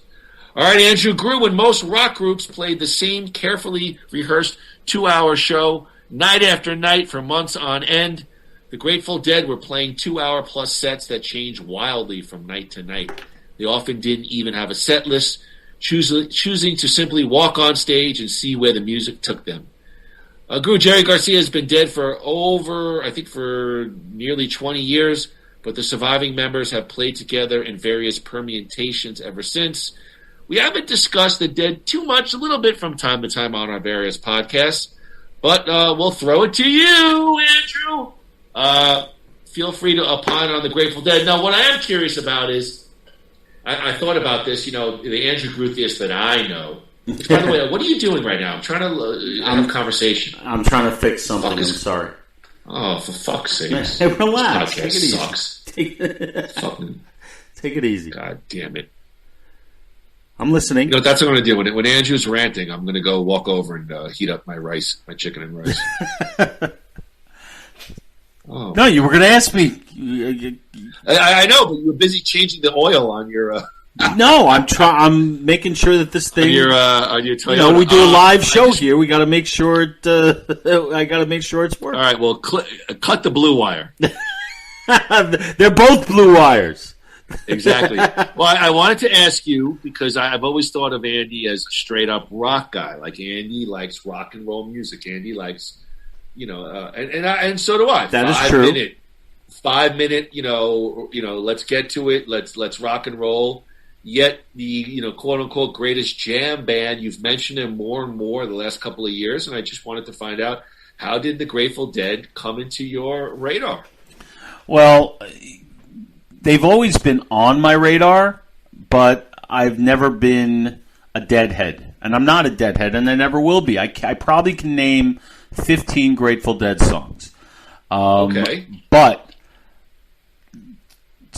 I go back with them a little bit because I remember I've always enjoyed the Grateful Dead. I never understood the phenomenon. Because, yes, there are groups that and artists whose songs I love way more than the Grateful Dead. But watching them, and you know what? It's really weird. And I'm glad you asked the question, because I was actually thinking about this the other day on the toilet. Oh boy. I was thinking, if you gave me a choice... If you gave me a choice... Let me I got a funny line. When you hear me talk, that's such vivid imagery. You on the toilet opining about the Grateful Dead. Yes. Now, please go back to your thoughts. Thank you. If you asked me if I had a choice to go see, let's say this was back in 1990, all right? Go ahead. If I had a chance to see the Grateful Dead or Def Leppard, I would say Def Leppard, because I know I'd have more fun at that concert. However... I can't name all the members of Def Leppard. I can't name all their albums. I can name all the members of the Grateful Dead, past and present. I know the songwriters. I know I know so much more about the Grateful Dead. I guess my fascination with them goes beyond their music. I've watched both documentaries, the Long Strange Trip, which I think was on Amazon, and then the one about Bob Weir, which was called The Other One. They're a fascinating band. That was on Netflix, I believe. Okay, so they one was on Amazon, one was on Netflix, but either way, I've seen both. Yeah. Yeah, and to me, they're just it's beyond the music. They're a fascinating band. They're like, I remember an interview with Springsteen once. He called his E Street Band a glorified bar band, and I couldn't disagree more. The Grateful Dead are a glorified bar band. You sit there and watch them play at Giant Stadium on a YouTube clip, and they might as well be playing at Lefty's Bar and Grill around the corner. Like, that's the kind of band that they are, and that's what I like about them. They're just fascinating to watch how the music. Yeah. It's not even the fans. It's just I enjoy the band. It's strange. It's strange. And for this podcast, I was watching a lot of older stuff, and I found myself like, man, this is good shit. You know? Well, listening to your comments, I'll take a slight disagree. I hear what you're saying, whatever, they could be playing Lefty's Bar and Grill, but no, I think the E Street Band actually is the ultimate bar band, and I think the Dead, it encompasses so much more. I mean, the Dead, if you're looking at them musically, it's really various styles, various improvisation, jazz, funk, percussions, they could kind of do it all and do it well enough to satisfy their fan base. Whereas I think the E Street Band really was the ultimate bar band that they're going to play for the most part straightforward. Straightforward rock and roll. Listening to your comments, the Dead really kind of did social media before social media came into existence. I mean, the Dead had was that the ticket thing? Really like underground fan base. They had what's the like fanzines and underground pamphlets and things, literature promoting the band. And I remember even didn't they have like ways of getting tickets? Well, that in itself. I remember it was like my friends. We would go to like somebody's house. Like let's say we go to my house, me and 2 or 3 of my friends, like Jeff Yesner, a couple of kids from Oceanside, and it was such specific group. Man, it was such specific. You had to get 8.5 by 11 paper, folded 3 times into this envelope, self-addressed envelope, a money order for X number, and it was always very fun in a sense. It was fun. The band were we going to get in, and so to reference, obviously growing up in Oceanside was a big Grateful Dead town, and I came on board probably. Late high school, 10th grade, 11th grade when the Dead came on my radar. And obviously, if you're referencing Brett Mydland, that run of Brett Mydland when he was in his heyday, that's when I became a massive, massive fan. So the Brett Mydland era for the Grateful Dead is always, somewhat interesting to talk about for me. So Groo, who is Brett Mydland? He's an American keyboardist, vocalist, and songwriter. He was a member of the Grateful Dead from 1979 to 1990, and a longer tenure than any other keyboardist in the band, which did surprise me a little bit when you think about it. The Grateful Dead have somewhat of a Spinal Tap-ish relationship with their keyboardists. They've gone through a few of them, that's for sure. They're all dead. It did surprise me. It did surprise me a little bit when I read that Brett Mydland, of all folks, had the longest tenure in terms of keyboard, piano, in terms of the Grateful Dead. Well, I mean, if you think about it, he went from 79 to 90, which was he didn't leave the band; he died. But if you think about it, the Dead really started in like the late 60s. Yes, and you had Pigpen, and then Keith Godchaux, who basically went from like late 60s to mid to late 70s. And then you have 2 of those guys. Pigpen, I think he died after he left the band, I think, and so did Godchaux. But it didn't surprise me, just because I knew about those guys, that Mydland was the longest. Because he basically had the whole 80s. Yeah, Mydland grew up in Concord, California. After graduating high school, Mydland played with a number of bands and recorded one album with the band Silver just before joining Bobby and the Midnights. Here is a taste of pre-Dead Mydland. It's Silver with Wham Bam Shang-a-Lang. I've never heard anything of Mydland that's not Grateful Dead. I can't wait to hear this. There we go. We gotta love. Is it a love to stay? There's Brent. I see him. Come on, here we go. Bam, Shang-a-lang and the sha-la. Yeah. Come on, Brent. Wham, bam, Shang-a-lang and the sha-la. There's Brent Mydland right here. Yeah.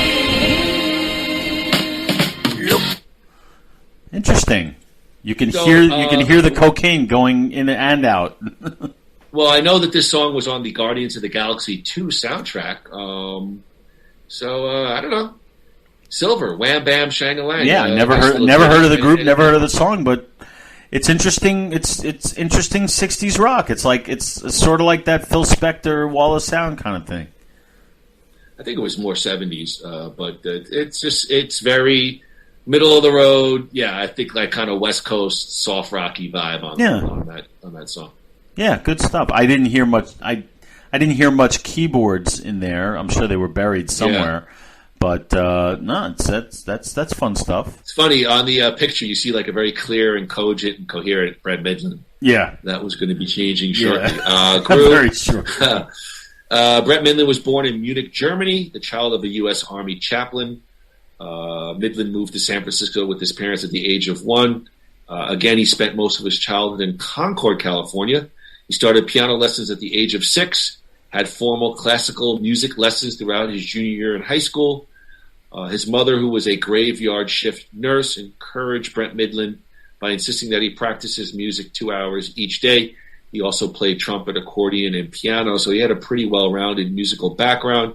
Again, Mydland played rock and roll with his friends in high school, was influenced by keyboardist Lee Michaels, don't know him, Ray Manzarek of The Doors, we certainly know him, and Steppenwolf's Goldie McJohn. It sounds like the new wrestler on WWE NXT. Goldie McJohn! One fall to the finish.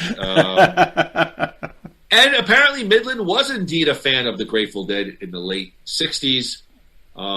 After high school graduation, Groo, he moved to Thousand Oaks, California, and lived in what's called a Quonset hut.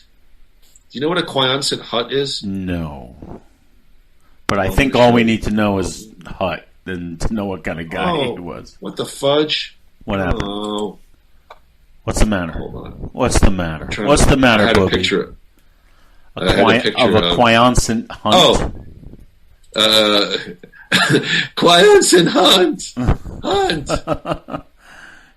Quion's you see this? This is a Quonset hunt.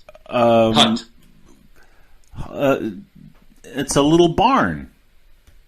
Yeah, no? I mean, would you like to live in something like that? No. Okay, well, anyway. Would you? No, I just thought that'd be interesting just to see Quonset. Sounds like almost like Riley Martin. Quonset Lajuan. Yeah, it's a prefab structure. So he's basically like a hippie kind of guy before the he definitely lived that kind of lifestyle. Right. He joined a band with Rick Carlos, who was invited by John Batdorf of Batdorf and Rodney to join their band.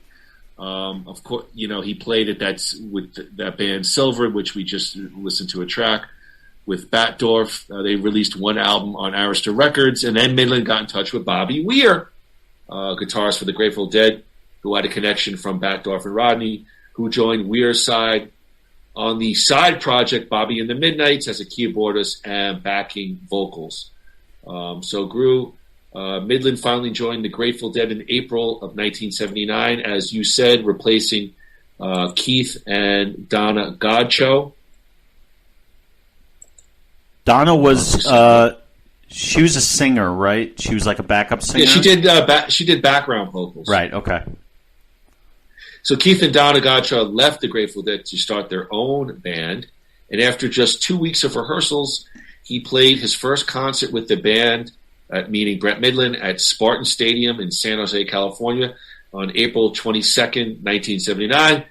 Groo, here's a taste of Brett Mydland's first show at the Grateful Dead, a bit of Shakedown Street. Oh, my favorite.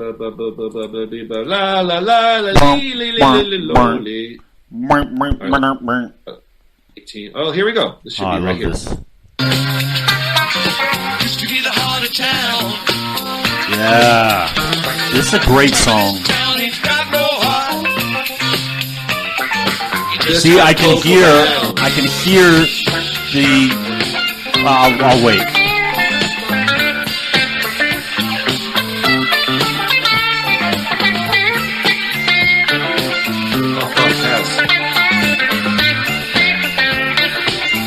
I'm I'm so fucked up. Oh, we got a little of a chorus break here. Well, anyway. I'm a mess. I'm a mess. Because, you know, well, first of all, you can hear... See, I was looking at the different keyboardists, and when I'm watching Pigpen, you know, I was going all over YouTube the last few days, and when I'm listening to songs with Pigpen and when I'm listening to songs with God's Show, I'm hearing the keyboard as kind of a true rhythm instrument, meaning it's playing the chords. I might be discrediting them a little bit, but for some reason, when Brent was with them, the keys become a lead instrument, just like Jerry's guitar. That's what I'm hearing. I can hear and feel the notes that he's playing with that. But it's strange because, like you brought up before, I've never been into this kind of music. I'm not a jam band kind of guy. You know, I saw the Grateful Dead 3 times. It was after Brent had died, but I remember 2 of those shows I really didn't like, but one I loved. They were 3 in a row at Nassau Coliseum. But I'm sitting here watching this stuff and listening to this stuff. I'm like, this stuff is fucking great, meaning now. But then I switch over. Maybe you could help me with this. But then I switch over. I said, okay, let me test my theory here. So then I started watching some Dave Matthews. As you know, the Dave Matthews Band and I have a long and very bad relationship. You're not a fan. I never got it. I've always disliked it, and I'm watching it the same way I was watching this Grateful Dead stuff, and I'm hating it even more. So why am I falling back in love with the Grateful Dead, who are basically doing the same thing the Dave Matthews Band is doing? Why do what am I missing? I mean, I know we're not doing the Grateful Dead here, but it just struck me last night. Like, I should be liking this, but I don't. Okay, to your first point about Brent playing more of a lead with the keyboards, I definitely agree with you. There's a forcefulness there. I mean, this guy, if you watch any of the extended clips. And you'll even see it on one of the clips that I'll play. I mean, this guy is super into the music and really plays the instrument like a guitar in a sense. Yeah. He's hitting those keys heavy, and that's the kind of playing that I think Groo and I both really enjoy. When Billy gets wrapped up into it and really hits those keys hard. Yeah. To the improvisational piece, ironically enough, I'm not a huge fan of the improvisational stuff. I mean, even to the extent, and you know this about me, back when I was a young kid, I didn't even like when Springsteen would do those long diatribes. Like, get to the music. I agree. That's why I'm here. Like, I don't, so when they're done well with the Dead, I did enjoy them, but we'll talk about, like, Built to Last. I'm a big fan of that album because it's a standard, straight ahead rock album, 5 minutes, 6 minute songs. It's not wavy gravy. Now, to the comparison with Dave Matthews, I like some of Dave Matthews' stuff. I'm not a fan. I wouldn't probably go see him live. The only thing I'm thinking of is perhaps, the Dead did it first. They laid the foundation for sort of that industry. That Fish followed and Dave Matthews and, John Mayer to an extent. And perhaps the Dead did it first and they did it really the best, perhaps. Yeah. What do you think? That makes sense. I mean, and I just enjoy watching these guys for some reason. Watching them because, like I said before, it feels like, especially when you're watching it close up on YouTube, that there's some really good quality videos of this band. And when you're watching it, you're right in it, and so you're like the jams. They don't. Like, it'd be different if you're sitting, 1,000 yards away, watching a 15-minute jam of Shakedown Street. But when you're basically sitting on stage, it's a whole different experience. So maybe that's something to do. Do you feel that, like, something like Dave Matthews, it's I don't want to sound like a snob either, which I hate, but do you feel like it's inauthentic? I don't think it's inauthentic. I just don't get it. I don't I can't understand a word he's singing. I don't understand. It just seems like they're doing it just to do it. And everything sounds the same. Now, I used to make the same argument about the Grateful Dead. And to an extent, if I put the Grateful Dead channel on Sirius, okay, and I put it on just at any random time, like 5 different random times a day, most of the stuff is going to sound very similar to me. It's when you go deeper. It's when you go deeper, and then you see, the like Brent, how we see. And I've asked a few people who are way more into the Dead than we are. I've asked who they consider to be the main Grateful Dead keyboardist, and they all have said Brent, which was a little fascinating to me. Well, I agree with that, and also Billie Eilish agrees with going deeper. Thank you. Groo, as you mentioned, Brent Mydland quickly became an integral part of the Grateful Dead, to his vocal and songwriting skills as much as his keyboard playing. He quickly combined his tenor, singing with founding members Weir and Jerry Garcia. I always loved the way Brent and Jerry Garcia sounded together, part of a strong 3-part harmony on live, favorite songs. Easily fit into the band's sound and added his own contributions, such as 1980's Go to Heaven, which featured 2 Mydland songs. First one, Far From Me. Oh, I love this song. And we will give Andrew a little taste of Far From Me right now. Have a better end in mind. Yeah. It doesn't seem you really have to close your eyes to see. And though I know you don't mean to be,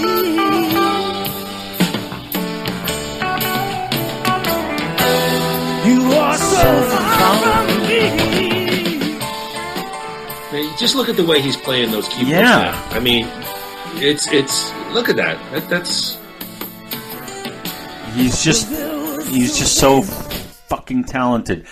He's got some pipes too. I mean, he can hit those high notes. What'd you think of that? That's his first single with the Grateful Dead. Well, first, album cut, Far From Me. What do you think as an introduction to the Grateful Dead world? So it wasn't just an introduction to of Brent Mydland for me when I got that album. That's the first. Okay.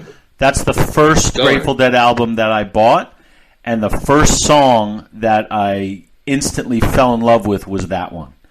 I think the album opens up with Alabama Getaway, which is a good song. Yes. But Far From Me, I think, was number 2. And when I heard that one, I'm like, this is fucking great. And I listened to the rest of the album. And I was never a Deadhead, but I remember specifically getting that album and discovering the Grateful Dead. And I really thought that Brent Mydland was the main guy. That's how little I knew about the Grateful Dead because of those great songs. Really? And really? I was 13 or 14 at the time. Really yeah. So, obviously as time went on, I realized exactly what the dynamic was. But, I love that song, and I really love that album. Do you think that we have clearly we'll talk about it, our final thoughts, but we have an affinity for Brent Mydland because we're both guys that have grown up and enjoy artists like Billy Joel, Elton John. We like keyboarding, we like piano. I don't think so. Well, I can only speak for me because I think he's a great songwriter, and he just fit into that band so beautifully. I just see him as a complete. He's what do they call it when? I mean, he's very unique. What do they call it when someone is literally like one of a kind? An anomaly? Is that what they call it? Is that what they call it? Yeah. That's Brent Mydland. So I don't even think about like a Billy Joel or Elton John. It's just a complete. I'm clearly off base. No. But you're asking me, and I said I could only speak for me. You tell me why you do. I mean, I think, I just did. I mean, I've always had an affinity for, keyboards, piano, and rock and roll. And Brent Mydland, I wouldn't say it's a similar style. No, absolutely not. But I think that, I think that for me, that's part of the reason. And, his vocals are so darn forceful. Well, yeah. Speaking to vocals, I think this is the first song that Brett Mydland got on my radar. This is this second album cut from, oh, Lord. Go to Heaven. Go to Heaven. Thank you, Andrew. Easy to Love You. Oh, this is a great one, too. Realize the raven, really thunder. Realize the sun shining so very. Great chorus. Can't imagine what's behind those sleepy eyes.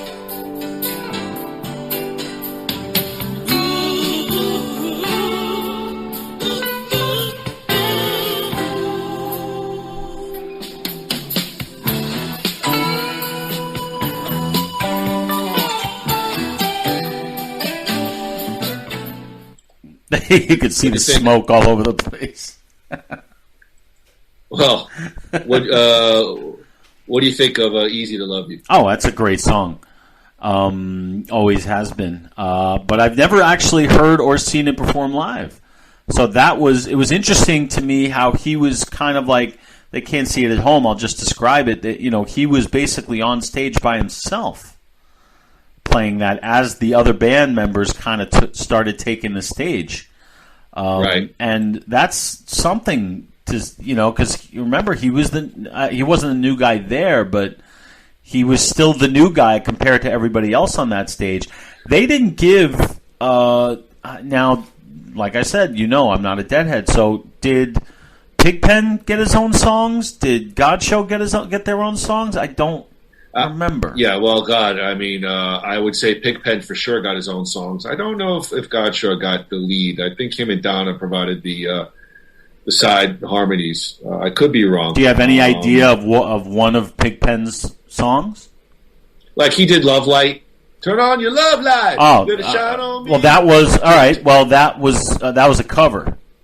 Yes, but yeah. I mean, Brent did cover. It's on an album. It's on an album, though. Yeah, I know that. I think Brett Mydland, from what I've read, never really got over being, quote, the new guy. I mean, here he's, well, not on this video, but, for this album, Go to Heaven, he is the new guy. I mean, he's only been in the band for 1 year. Right. But I think clearly, to your point, they definitely must have saw the talent in him because they gave him 2 singles on the album right off the bat, which is, for a band that's got already pretty well ensconced history like the Grateful Dead, even up till 1980. That's a pretty big deal, wouldn't you say? Yeah, to give the rookie two prominent songs on the album, absolutely. Yeah, I guess my only other thoughts is if you're listening to Easy to Love You, I mean, it's such a beautiful kind of light FM-ish pop song. Probably, if you listen to it, you wouldn't think right off the bat, obviously, Grateful Dead. I mean, it sounds like it should be on like Light FM, segueing from a Billy Joel into. I mean, it's just a very beautiful sort of light rock, breezy song. Yeah, well, a lot of their album cuts I think are like that. They come alive on stage, because like I guess again I just get so I don't understand myself because I want the longer versions on stage. Yet I don't like jam bands. This doesn't make sense to me. It doesn't make sense. This whole podcast is not making sense to me, but that fits right in. Yeah, perfect. Groo, the next album was In the Dark, 1987. I mean, this is where the Grateful Dead hits for sure. I think in most people's eyes, at least their commercial peak. I mean, obviously, Touch of Grey was a pretty big MTV and video pop radio hit. Brett Mydland co-wrote Hell in the Bucket, which is a pretty decent album cut and a concert favorite with Bob Weir and John Barlow. He also penned the song Tons of Steel. Groo, let's get to it. Live from Oakland, California on December 31st, 1985. It's one of those classic Dead New Year's Eve shows. It's the Grateful Dead live. It's Tons of Steel.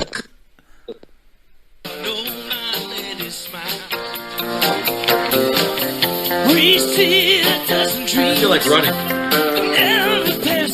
Well, I never feel like running, but I feel like dancing. Can't begin to count the trips. Great chorus. But I wish I had a daughter for each time with those men down the street. 100,000 tons of steel. Way too long. Bricks don't work and this grade so steep. See everything you're showing me here? I'm watching it. I'm not listening to it. I'm watching it. And I'm thinking to myself, you know what? This is nothing I would ever really listen to in the car. But I would love to have been at this concert.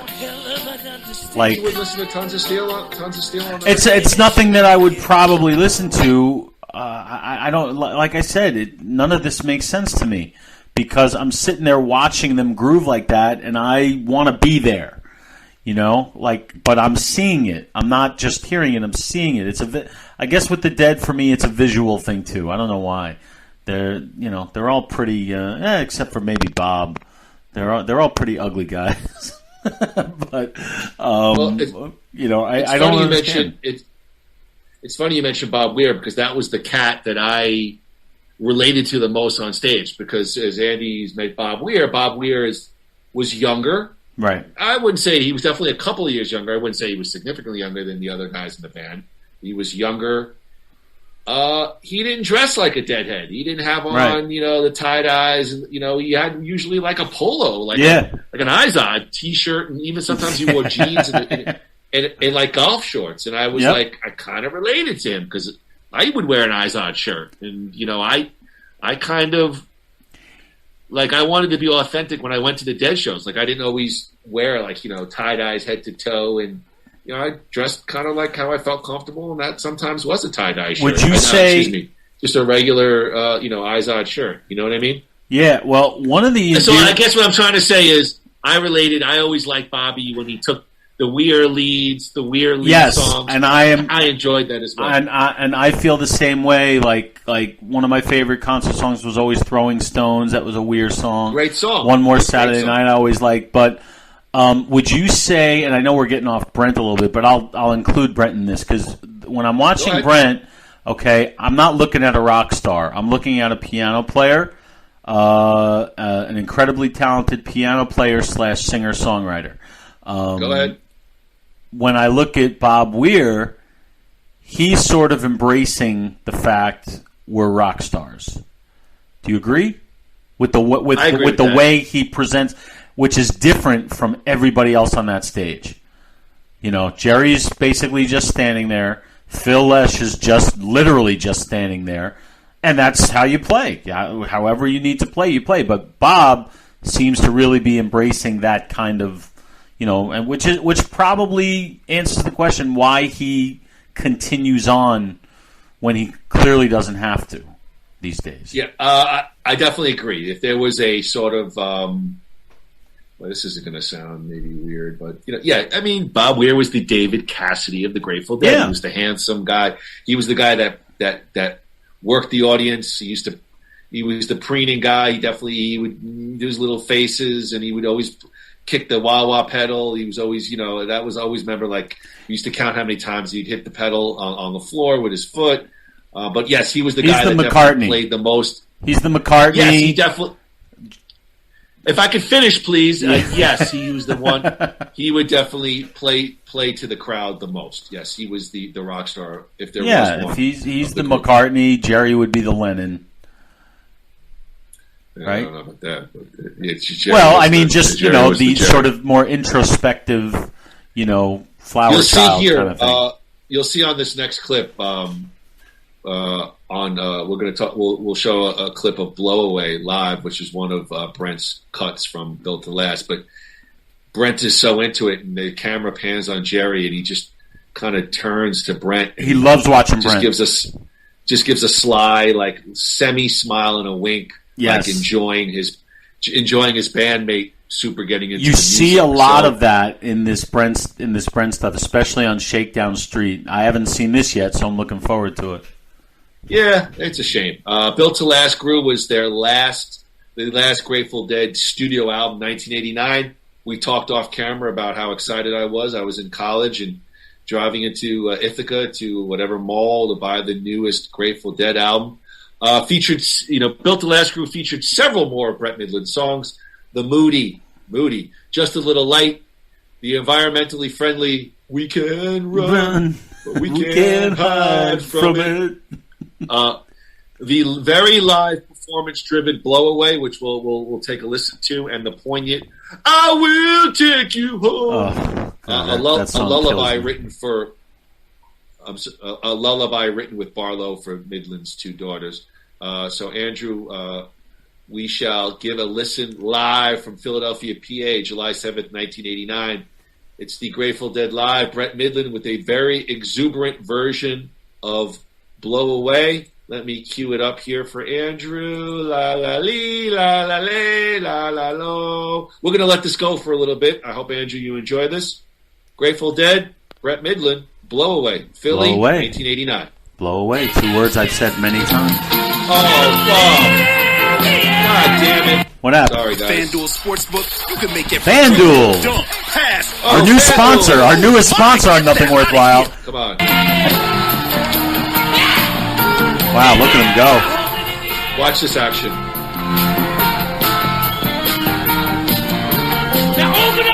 I see Jerry back there. Look at him. Look, Jerry. How fucked up is he right here?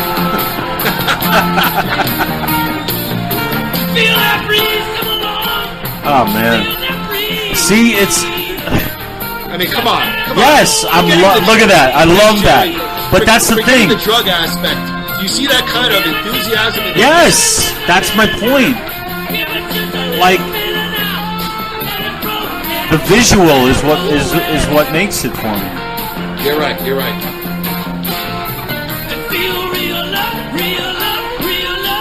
And I'm not sure this would be something I would have appreciated at the time. Like, looking back, would you appreciate it now? Yeah. Did I just hit puberty? I always loved this version live, man, when I was into the Dead. Because this had that. See, this had that 10 deadly. Yes. This was, And Jerry is like, look at Jerry. Like, he never does that. He basically nods his head, like, yeah. He's loving life up there. Either that or he just took a shot of something. Nah, we'll let this play through to the end. This is what I love about the Grateful Dead, because they encouraged bootlegging and taping and all that stuff. Wow. I love the carpeting. I love the on stage. Look at that. Look at Bob. He's wearing a tank top and he's going to the beach. Look at those sexy legs. This is actually, I think, this might be the same show. No, it wasn't the same show, but same tour. What I was telling you about, that Shakedown Street performance I was telling you about. But that was great. Blow Away, number one, Blow Away is a great song on its own. But I love seeing them like that.